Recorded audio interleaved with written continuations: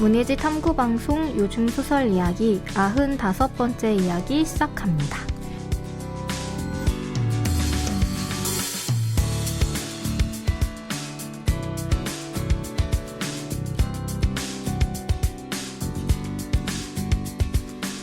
안녕하세요. 저는 KBS 1라디오에서 라디오 프로그램 제작하고 있는 이주영입니다. 네, 안녕하세요. 저는 해방촌에서 문학서점 고유서사 운영하고 있는 차경입니다. 네, 오늘 저희가 소개할 작품은 현대문학 2021년 6월호 그리고 여기에 실린 최은영 작가의 답신이라는 작품인데요. 현대문학도 마찬가지로 저희가 2주 전에 여기에 실린 송승헌 시인 그리고 이세화 시인의 시는 소개해드린 바가 있고요. 이번에는 현대문학 잡지 간단하게 살펴보고 여기에 실린 최은영 작가 신작 이야기 해보겠습니다. 네, 현대문학 제법 자주 소개해드리고 있는데 네.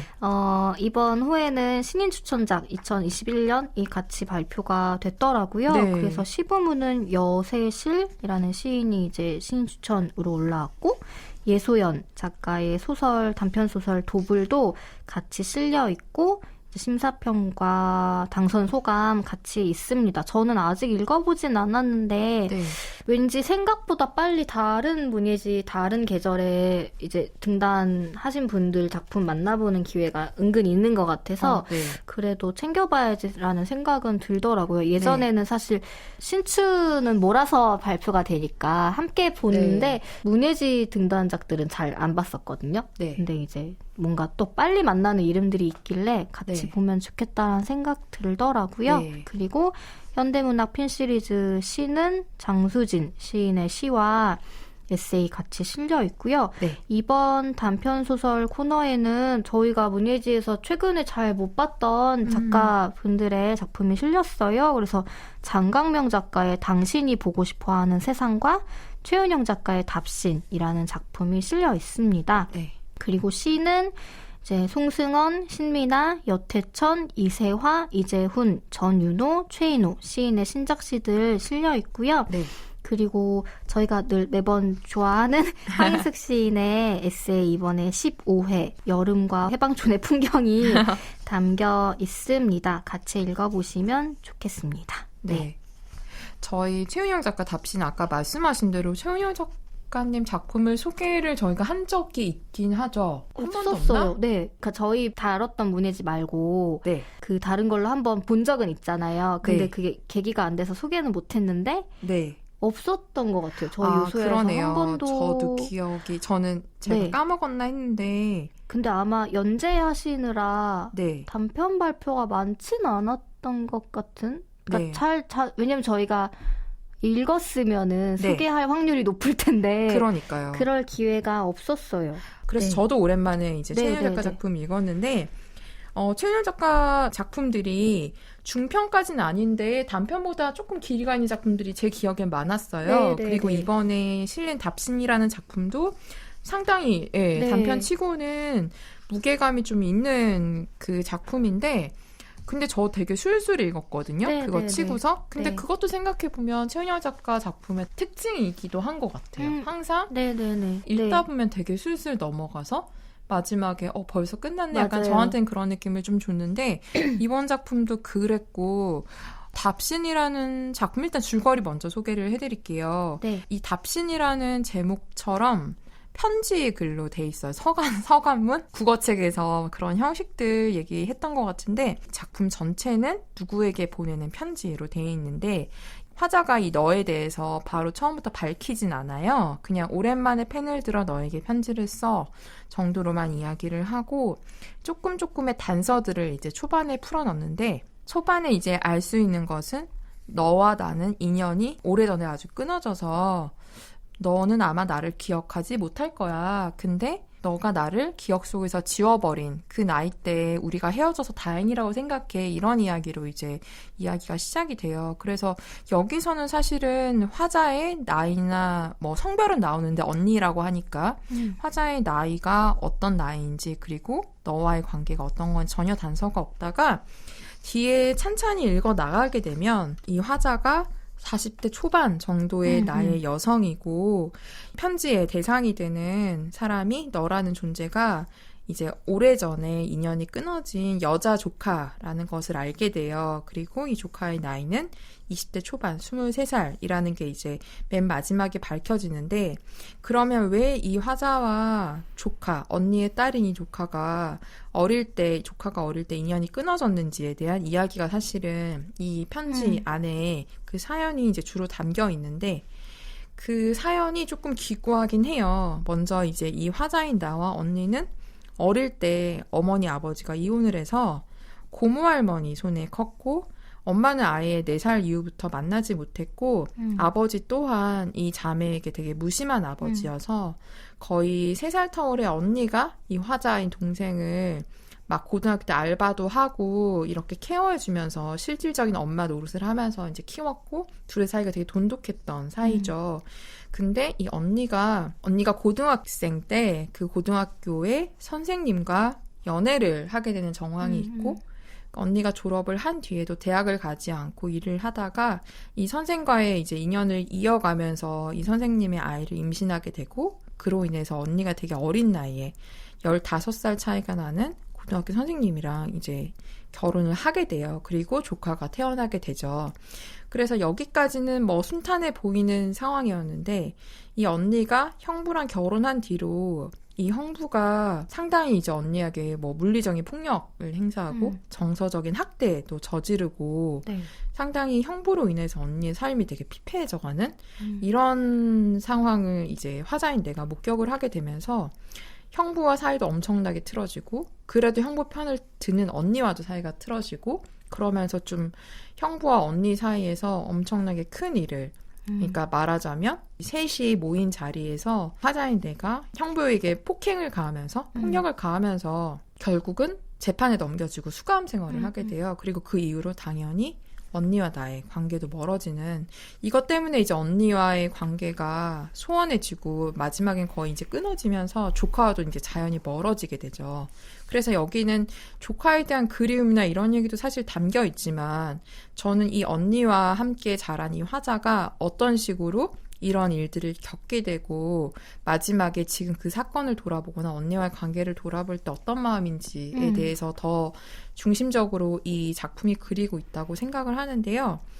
제가 사실 이 작품을 소개하고 싶었던 이유는 좀 저도 소설을 읽으면서 이 화자편이었어요, 마음이.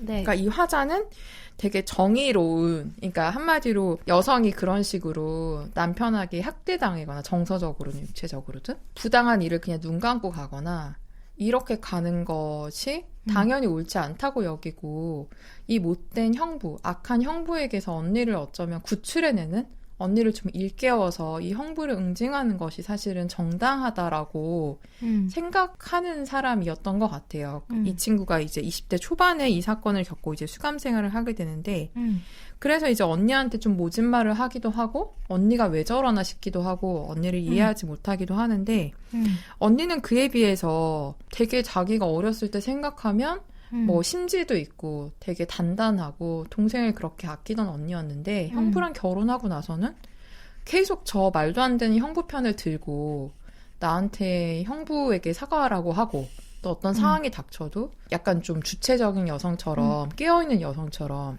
이 상황에서 탈피하려고 하지 않고, 이런 모습을 보이는 저도 언니가 되게 답답하고, 네. 왜 저렇게 한마디로 그루밍 되거나 가스라이팅을 당하면서 사는가에 대해서 좀 답답했는데, 이 뒤에 이제 수감 생활하는 게 나오고, 이 화자가 언니랑 이제 살짝 스치는 이야기가 나오는데, 뒤에 이런 얘기가 아마 나올 거예요. 그땐 내가 옳다고 생각했는데 지금은 과연 내가 그때 옳았는지 좀 잘 모르겠다고, 언니가 마냥 믿기만 했는데 언니를 좀 이해할 수 있겠다, 약간 이런 마음의 얘기가 나와요. 근데 저는 거기서 좀 이 소설이 좋아진 것 같아요. 어떤 상황적으로 보거나 아니면은 내가 배운 바로 보거나 정말 어떤 세상에 좀 큰 진리나 그런 데 빗대어 봐도 이게 맞는데? 이게 맞는 행동인데? 라고 한 행동이 에 대해서, 그걸로 인해서 내가 사랑하는 사람의 관계가 깨졌을 때 과연 그때 내가 맞았나? 그러니까 이게 내가 틀렸고 언니가 맞았다는 이야기가 아니라 우리 관계에서 무엇이 우리를 어긋나게 했을까를 다시 한번 좀 찬찬히 돌아보는 저는 그 행위가 좀 저한테 마음에 들었던 것 같아요. 그래서 좋은 소설이 다 그렇지만 선악 구분이나 어떤 사람을 좀 단편적으로 보는 것을 벗어나서 좀 입체적으로 다시 좀 들여다보게 하는 약간 그런 저한테 느낌을 줘서 그 부분에서 소개하고 싶다는 생각이 좀 들었던 것 같고요.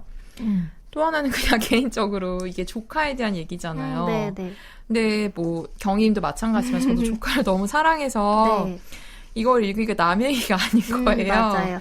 정말 저도 애 싫어하고 막 그런 사람이었는데 조카 태어난 다음부터 아 이게 정말 순수한 사랑이구나 막 이런 걸 느끼잖아요. 맞아요. 막 그 마음이 너무나 진하게 녹아 있어서 거기에 좀 제가 그냥 감정적으로 확 동화돼 버린 그런 감도 좀 있었던 것 같기도 해요. 맞아요. 네. 그 조카라는 존재를 만났을 때 내가 얘를 사랑하고 있구나라고 되게 선명하게 느끼는 순간과 네. 그리고 조카가 나한테 어떻게 해주든지 간에 그리고 조카를 실제적으로 보든 안 보든 소식을 전하든 아니든 그냥 영원히 사랑할 것 같은 감정이 되게 많이 공감이 되는 거는 맞아요. 그래서 네. 저는 이게 다 읽고 나서 왜 근데 답신이지라는 생각을 잠깐 하긴 했거든요. 네. 제목이 네. 뭐 답신이 꼭 정말 실제적인 답신은 아닐 수도 있겠지만 네. 계속 묻고 그러니까 스스로에게 묻고 아니면 조카의 생각을 추측해서 이모인 나에게 조카가 이렇게 묻겠지라는 거에 대한 뭐 언제까지 사랑할 거야 라는 이게 왜 장난 같은 걸 했었잖아요 둘이. 네. 그러면 영원히 사랑할 거야 라는 거에 대해서 주고받았던 기억들을 얘기하기도 하는데 그 질문에 대한 계속 혼자 답을 쓰고 있나? 라는 생각도 들기도 했고 그러니까 네. 시작이 오랜만에 펜을 들어 너에게 편지를 써잖아요. 네. 그러니까 이모는 계속 붙이지 못한 편지를 써왔던 것 같은데 네. 그게 그런 언제까지 사랑할 거야? 뭐 영원히라는 거에 대한 반복을 혼자 하고 있었으려나? 라는 생각이 좀 슬프기도 하고 네. 저는 사실 이 소설 읽었을 때 좋다는 느낌을 못 받았거든요. 네. 그래서 이제 소개를 약간 주저했던 것도 있는데 네. 근데 이 소설이 별로라는 뜻은 아니었는데 네. 제가 이렇게 좋아하지 않는 감정이 남아서 그랬던 것 같아요. 근데 네. 그럼에도 다시 돌아보면서 느꼈던 거는 왜 대표적으로 쇼코와 미소라던가 네. 제가 진짜 싫어하면서 진짜 좋아하는 소설 중에 하나가 한지와 영주긴 하거든요. 아, 근데 네. 약간 그런 식의 왜 말을 안 하니 왜 약간 이런 감정이 들게 만드는 거? 그러니까 모든 걸 다 우리가 묻고 따지고 못한다는 걸 알고 그렇게 끝나는 관계들에 대한 근데 심지어 이거는 자매간이었고 네. 보통 자매도 아니고 둘에게 서로 엄청나게 의지를 했던 자매인데 거기에 왜 미친놈 같은 남자가 네. 끼어들면서 미친놈이 아니죠? 정말 너무 나쁜 악한 네. 정말 말도 안 되게 나쁜 사람이 끼어들면서 균열이 생기고 물론 아빠나 엄마나 다 그런 역할들을 해왔지만 그때까지의 나쁜 쪽에 가까웠던 사람들은 이 둘을 엄청나게 붙어있게 만드는 오히려 접착제 같은 역할들을 해왔다면 네. 그 나중에 등장하는 형부라는 사람은 정말 너무 나쁘게 둘 사이를 찢어놓는 거잖아요. 네. 나중엔 조카에 대해서까지 그렇게 했고 네. 근데 또 하나 뭐 이 둘의 관계가 말을 제대로 대화를 하지 못하고 틀어진 영영 만날 수 없는 사이가 되어버린 거. 그러니까 영원히 사랑하지만 영원히 만날 수 없다라는 게 부딪히는 상황을 제가 개인적으로 되게 싫어하거든요. 그러니까 어떤 작품이든지 간에. 네. 근데 물론 그거를 왜 싫어하냐면 사실 그럴 수도 있고 만나지 않아도 사랑할 수 있다라는 거에 대한 건 알지만 네. 그거를 굳이 이렇게 예술작품에서 만나고 싶은 생각이 없기도 없어요. 그거는 현실의 삶에서 많이 보거나 경험을 하니까 네. 뭔가 왠지 꼭 해피엔딩은 아니어도 이 좋아하는 작품 속의 인물들은 그런 경험을 안 했으면 좋겠는데 라는 생각을 좀 갖고 있기도 하고 그러면서도 이렇게 한 번씩 확인하고 나면 좀 많이 무너지는 감정들이 있잖아요. 네. 그런 것 때문에도 좀 좋다라는 느낌을 받지 못했지만 또 하나는 네. 아까 주영님이 왜 내가 이렇게 언니와 멀게 될 수밖에 없었고 어떤 선택을 한 게 아니라 다 순간순간에 대응이었던 거잖아요. 네. 살고자 하는 대응이거나 사랑하는 사람을 지키기 위한 대응이었는데 저는 처음에 이게 어떤 형부를 힘으로 제압한다거나 같은 고압적인 행동으로 이렇게 흘러갈 때 이게 설마 그리고 이게 지금 수감된 상황이라는 걸 수감됐었다는 상황이라는 걸 앞에서 네, 또 현무 죽인 줄 알았죠. 전 죽인 줄 알았어요. 그렇게 네. 느껴졌는데 네. 이게 심각한 폭력으로 네. 어쨌든 재판에서는 말이 됐고 네. 심지어 언니가 형부는 남편은 나를 때린 적이 없고 그거는 저 아이의 어떤 심리적인 것 때문에 저렇게 생각하는 거다라는 식으로 몰아가는 증언을 또 언니가 심지어 하게 만들잖아요. 네. 근데 그러면은 드는 생각이 진짜 죽였어야 되는데 이렇게 생각이 들어하는 거지. 그건 아니고 이게 폭력이 과연 다른 폭력을 제어할 수 있을까라는 생각을 계속 했던 것 같아요. 그래서 이 이모의 동생의 분명 선택은 아닌데 내심 나는 너를 제압할 수 있어. 나도 너를 해할 수 있어라는 자신감이 은연중에 깔려있긴 했잖아요. 그러니까 그런 얘기를 계속 하잖아요. 네. 그게 어떤 자기에 대한 보호적인 방어 기제였을 수는 있겠지만 저깟 한 줌도 안 되는 이거를 내가 내 언니를 위해 참는다. 약간 이걸 수도 있지만 자기의 덩치가 좀 크다거나 키가 크다거나 뭐 이런 거를 힘이 세다거나 이제 어쨌든 어떤 나는 그러니까 나를 보호할 수 있어. 그리고 언니까지도 내가 보호할 수 있을 거야라는 게 되게 의식적으로 있었다고 고백을 하는 것 같은데 그러니까 사실 저도 어떤 방법이 좋은지는 모르겠어요. 언니에게 현실적인 이혼을 하라고 설득을 하는 게 좋았을까? 아니면 내가 저렇게 제압할 수 있는 사람 제압해버리고 말지가 옳았을까? 저도 어떤 답을 내리지는 못하겠지만 근데 그런 생각은 좀 했었어요. 나라면은 그러면 사랑하는 사람을 지키기 위해 어떻게 해야 할까라는 생각에 대한 질문이 좀 남았고 최근에 잠이 안 올 때 자꾸 그 인터넷에 돌아다니는 쓸데없는 썰들을 읽는 거 있잖아요. 최근에 며칠 전에 읽은 것 중에 하나가 진짜인지 아닌지 모르겠지만 자신이 학창 시절에 왕따를 당했는데 그거를 부모님에게 너무 힘들어서 얘기를 하면서 전학을 시켜달라고 했고 그래서 그게 담임 선생님한테까지 이제 알려졌는데 담임 교사인 분이 교무실로 불러서 내가 나이가 너무 많은 정년을 앞둔 할아버지 뻘 되는 교사였는데 내가 너무 나이가 많다는 이유로 너희들을 좀 방치한 게 사실이고 너무 미안하다. 근데 내가 어떻게 해줬으면 좋겠니? 라고 물어봤더니 이 사람은 전학을 가고 싶다라는 희망밖에 없었기 때문에 아무것도 하지 마세요라고 한단 말이에요. 그리고 실제로 선생님이 아무것도 하지 않았다라고 이제 써요.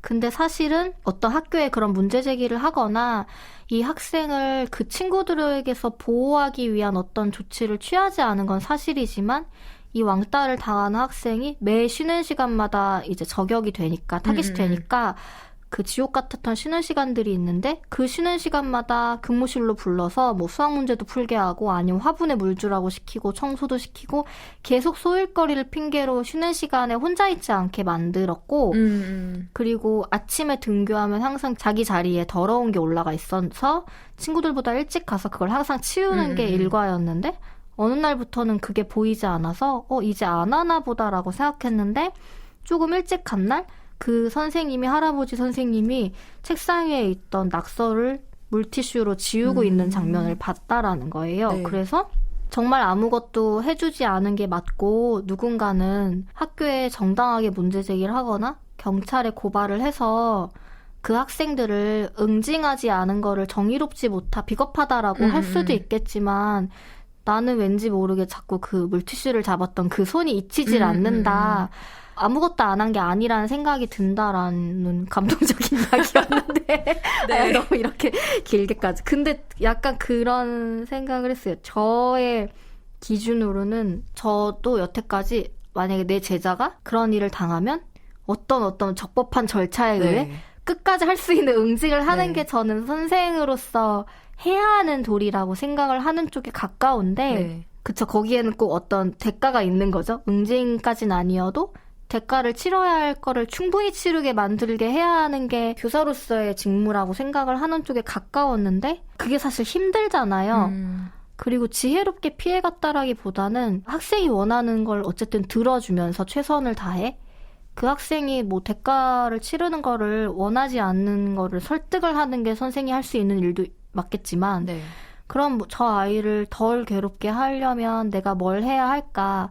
근데 웬만한 선생님들은 둘 다 안 할 것 같은 것도 그럼, 있을 네, 것 같아요. 네. 문제 제기를 하는 것도 어렵겠지만 뭐 쉬는 시간마다 부른다거나 책상을 묵묵히 치워준다거나 그래서 저는 저런 식의 보호도 가능하겠구나라는 이상한 새삼스러운 깨달음이 있었어요. 그래서 네. 마침 또 이 소설을 그 다음에 읽고 사랑하는 사람을 지키기 위해 그러니까 진짜 내가 언니를 지키기 위해 저렇게 한 게 아마 스스로 제일 많이 질문을 했겠지만 동생이 옳았을까? 아니면 다른 게 있었을까? 여기에 근데 그런 질문이 직접적으로 그러니까 막 이렇게 내가 그때 때린 게 잘했을까라는 질문을 던진다기보다는 네. 어떤 순간들에 대한 회상을 계속 곱씹기는 하잖아요. 네. 그런 게 너무 복합적으로 남아 있어서 지금 뭔가 통쾌한 복수에 대한 네. 것들이 좀 많이 있기는 있잖아요. 뭔가 제도적이라던가. 네. 같은 방법의 복수를 한다거나 그런 되갚음을 해야 한다라는 게 정의로운 거라는 시선들이 좀 많아지긴 했잖아요. 네. 근데 그게 뭔지도 알겠어요. 왜냐하면 여태까지는 피해자들이 너무 다 감내하는 것으로 자기를 갉아먹은 거에 대한 이야기를 이제 수면 위로 끌어올리자라는 것도 정말 너무 필요하고 옳은 이야기인데 근데 그러면 또 그 방법만 취하는 게 옳고 정의로울까라는 생각? 여기서 왜 그 형부가 진짜 끔찍하게도 진짜 또 어린 제자를 연애대상으로 네. 삼는 거를 동생이 목격을 하고 근데 그 학생이 제발 신고는 하지 말아달라고 해서 실제로 신고를 하진 않는데 어떻게 보면은 그 순간 눈을 감은 게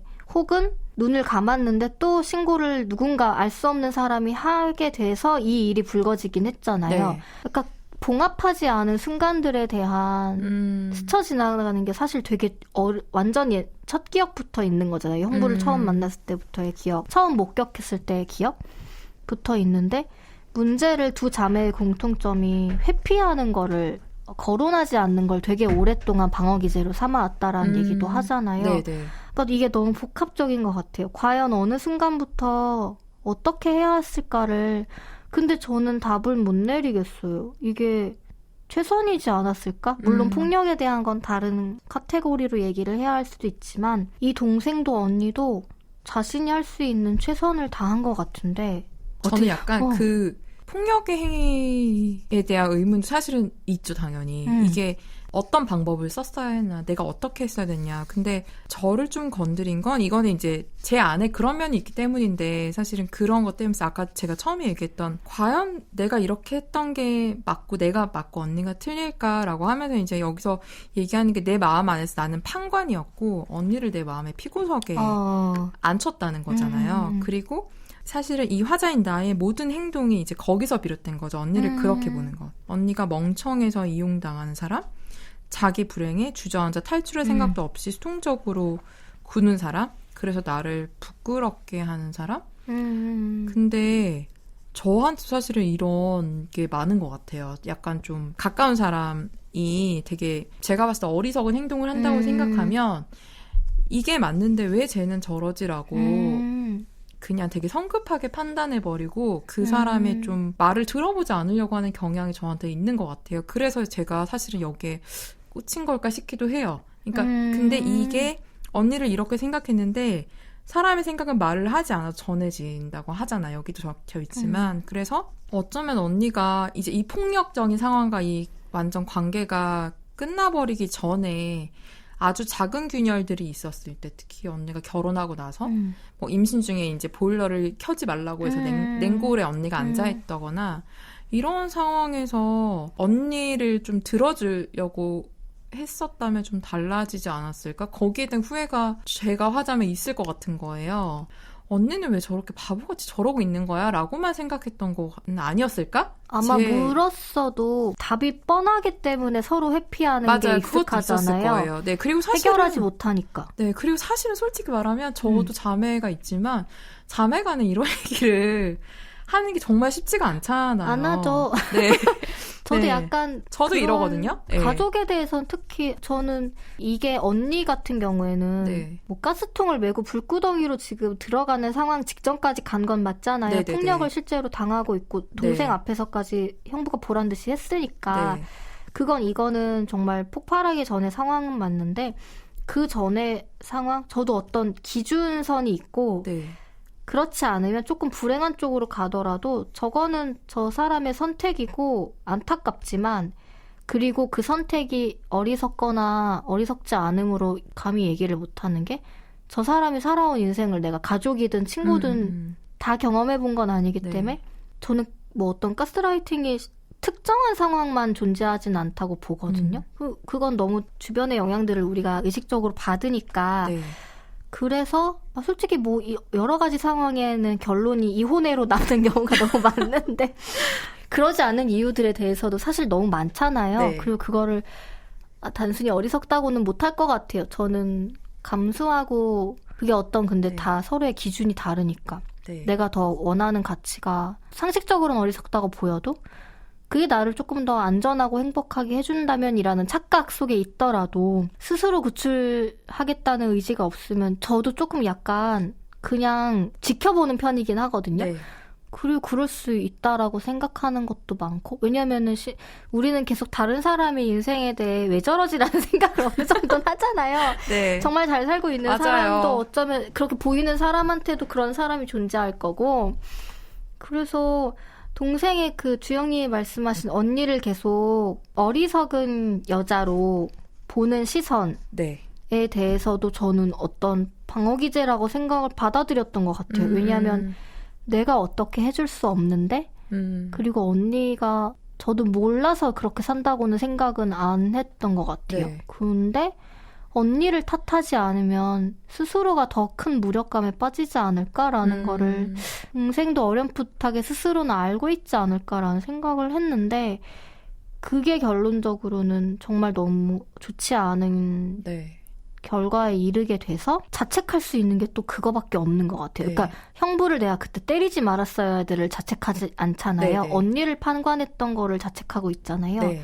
그러니까 계속 그거를 대상을 찾고 있어서 더 안타깝고 더 뭔가 답답한 그러니까 계속 뭔가 이상하게 표현이 정확하게는 안 되지만 화살의 대상이 다 조금씩 어긋나 있는 느낌이 있어요. 분노도 표출하고 굉장히 이성적인 판단을 한 것처럼 막 언니에 대한 거나 그 다른 이제 너무 어린 학생에 대한 네. 이야기나 다 너무 맞는 말처럼 읽혔거든요. 네. 정말 이 동생이 똑바로 된 정신을 갖고 있는 것처럼 느껴지는데 근데 결과적으로는 생각과 행동의 괴리가 있고 그리고 그 똑바른 발언들의 대상이 사실은 다 좀 다른 곳에 가닿는 느낌들?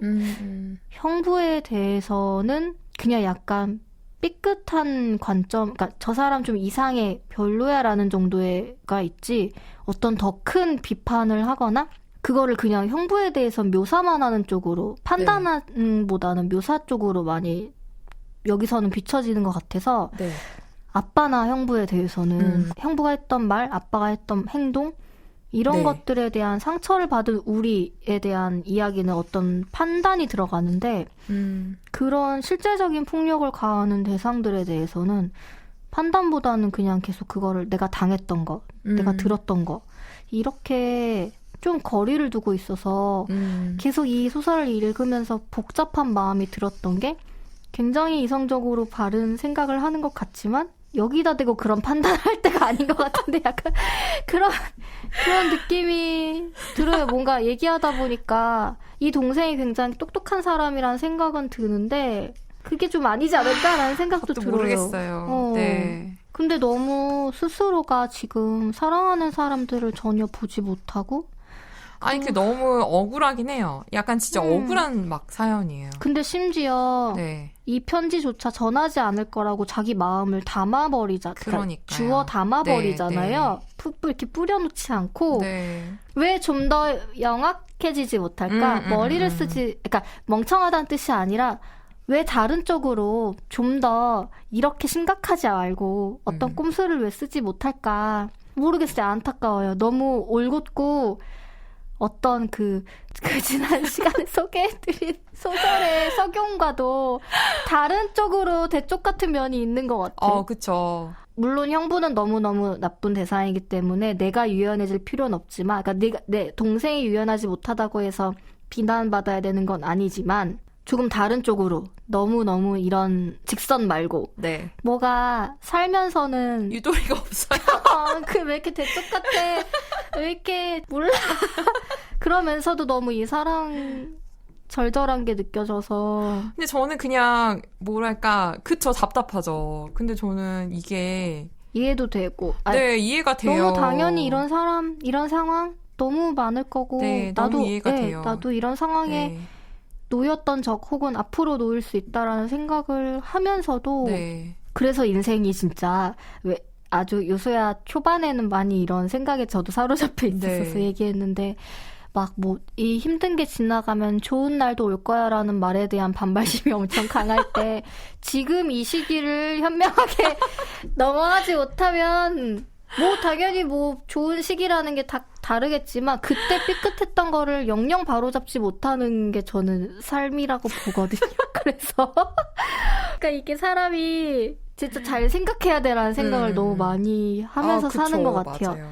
잘 생각하고 네. 잘 판단하고 네. 아니, 저는 막 그 화자가 상담을 받으러 간다면 네. 상담 선생님이 이렇게 말할 것 같은 거예요. 언니나 조카한테 연락을 해봐라. 약간 그럴 것 같은 거예요. 근데 저는 그게 아마 죽기보다 어려울 것 같은 거예요. 그럼요. 못 넘는 선이 있으니까 네. 지금 계속 이러고 편지를 쓰고 있겠죠. 네. 그래서 저는 그냥 너무 안타까운데 근데 저는 약간 이 화자한테 제가 왜 이렇게 마음이 가는지 모르겠는데 좀 어릴 때부터 너무 힘들게 살았잖아요. 맞아요. 이 언니랑. 네. 그래서 그냥 어쩌다 인생이 이렇게 꼬이긴 했는데 이거야말로 진짜 무슨 자기계발서에 나오는 말 같긴 한데 네 잘못이 아니야. 네. 왜냐하면 지금 네. 우리가 네. 동생을 보는 관점이 네. 동생이 언니를 보는 관점이랑 비슷하다는 생각이 지금 들었어요. 동생을 계속 네. 조금 더 해봐 이런 식으로 뭔가 왜 맞아요. 너는 그런 생각을 해? 라는 식으로 계속 답답해하고 있잖아요. 맞아요. 답답해하지 말아야겠네요. 갑자기. 근데 진짜 이런 어린 시절을 보내고 했으면 이 정도도 잘 자라고 이 정도도 똑똑하게 자란 거 맞는데 뭔가 하나 더 숨을 쉴 수 있는 네. 구석이 있으면 형부를 영리하게 연맥일 수 있는 방법을 조금 더 하면 좋겠다. 왜냐면은 네. 그치 사람이 또 앞날을 모르는 건데 네 어렵네요. 아무튼 장례식장에서 마주쳤을 때 언니가 도망치듯 피한 거나 그런 언니를 또 잡지 못한 거나 처음에는 이 소설을 읽고 그런 왜 이 교도소 갔을 때 변호사가 동생한테 한 말도 사실은 그쵸. 스스로를 되게... 보호하기를 동생이 포기한 거잖아요. 네. 언니를 위해. 네. 그래서 저는 사실 거기서 초반에 읽었을 때는 삐끗했던 게 이런 여성들이 자기를 보호하기 위해 살인을 저지르거나 폭력을 저질러서 수감됐을 때에 대한 체념의 행위라던가 그거는 이제 뭐 기사나 어떤 네. 자료를 봐서 아는 모습이긴 하지만 오히려 이게 만약에 언니가 자신을 혹은 딸을 보호하기 위해 형부에게 네. 어떤 위해를 가했다면 네. 좀 더 스토리가 나한테 익숙하게 납득이 네, 됐을 것 네. 같은데 동생이 뭔가 계속 형부를 만만하게 본다는 식으로 이제 뉘앙스만 주다가 네. 나는 너를 이렇게까지 할 수 있어라는 어떤 통쾌함을 가지고 그 순간 제어를 못한 것처럼 이제 네, 동생은 표현을 하잖아요. 네. 그래서 그게 과연 이게 언니를 위한 폭력이었을까라는 생각도 좀 살짝 들긴 했었어요. 왜냐면 나를 과시하기 위한 결국에는 내가 너보다 나은 사람이라는 걸 보여주기 위한 거였나라는 생각이 잠깐 혼란이었다가 그렇지 않다라는 생각 네, 쪽으로 그렇진 않은 것 바뀌긴 같아요. 했는데 네. 순간적으로 그랬던 것 같고 그리고 어떤 뭐 통계적으로나 사례적으로 저한테 익숙했던 게 스스로를 보호하기 위한 근데 그게 아니라 사실은 돌이켜 생각을 했더니 대개는 왜 맞고 사는 여성이었어도 네. 결국에는 자기 자식에게 그 폭력이 가는 순간 혹은 가족에게 다른 가족에게 네. 그런 순간에 폭력을 삼았던 거지 네. 행했던 거지 나 혼자만 맞는 거는 감내하는 경우가 사실 더 많았던 게 그러니까 사실에 네, 네. 가까운 것 같아요. 네. 근데 저도 순간적으로 동생이 언니를 위한 행동이었나라는 생각을 좀 이거는 자책의 표현으로 이렇게 묘사가 됐을 것 같기는 한데 저도 순간적으로 그런 어리석게 보는 관점을 이렇게 취한 이 순간이 있어서 네.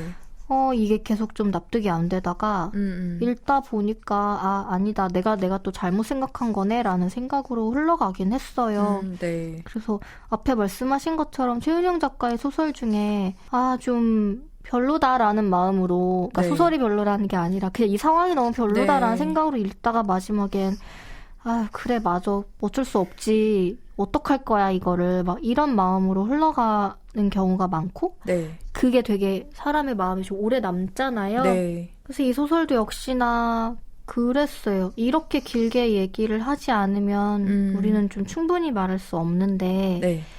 이 구구절절한 사연을 과연 우리는 얼마나 들으려고 할까라는 생각도 좀 듣기도 하고, 그러니까 수신인이 조카일 수밖에 없는 주위에 네. 어디에도 얘기를 못할 것 같은 동생이기 때문에 저는 최은영 작가 작품 저야말로 조금 힘들 때가 온도가 너무 높을 때 전 좀 힘들거든요. 근데 이 소설도 마찬가지긴 해요. 되게 체온이 높잖아요. 그래서 제가 그게 네. 좀 힘들긴 했는데 근데 경인이 말씀하신 것처럼 이렇게밖에 쓸 수 없는 소설이구나라는 생각이 저도 들어서 그냥 납득하게 되고 이게 최은영 작가 작품의 힘이 아닌가라는 생각을 역설적으로 하게 되는 것 같아요. 네, 하여튼 그것도 마음이 맞아요. 복잡하지만 그 복잡함을 좀 파헤쳐 보고 싶은 그런 마음이 좀 드는 네, 작품이었습니다. 결국에는 탈탈 털어서 사람 마음을 다 헤집어 놓고 네, 맞아요. 마지막까지. 근데 이게 정말 이 인물이 할 수 있는 최선이야라는 것도 납득이 돼버려서 네. 좀 마음이 후련한 게 없죠. 네. 그러니까 막 그렇다고 이게 고구마 같다라는 게 아니라 그냥 뭐 어찌할 수 없음에 너무 충분한 이해를 해버린 네. 것 같아요. 네. 그게 웃긴 얘기인데 저 이거 읽고 나서 조카한테 전화했잖아요. 근데 안 받더라고요. 네. 맞아. 사람이 생각만 하고 영원히 사랑한다고 하면 안 돼, 사실. 네. 근데 안 받아요. 그리고 다시 전화도 안 와요. 저도 그냥 잊어먹었어요. 네. 그거 조카의 뭐 아무 일도 없으니까 그렇겠죠. 네, 제 조카도 요즘 저의 문자를 잘 답을 안 하거나 전화를 안 받거나 사춘기, 해요. 10살 사춘기들입니다. 네. 네, 저희 이렇게 현대문학 2021년 6월호에 실린 최은영 작가의 답신에 대해 이야기 나눠보았습니다. 문예지 탐구방송 요즘 소설 이야기, 다음 시간에 소개할 작품은 요소야 트위터를 통해 예고해드릴 예정입니다. 최은영 단편소설 답신의 일부를 주영님의 낭독으로 들려드리면서 저희는 다음 시간에 인사드리겠습니다. 들어주셔서 고맙습니다.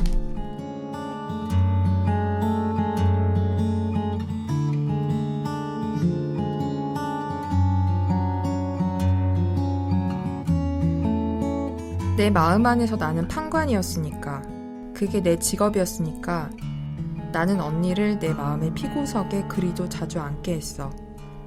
언니를 내려다보며 언니의 죄를 물어 언니를 내 마음에서 버리고자 했지. 그게 내가 나를 버리는 일이라는 걸 모르는 채로.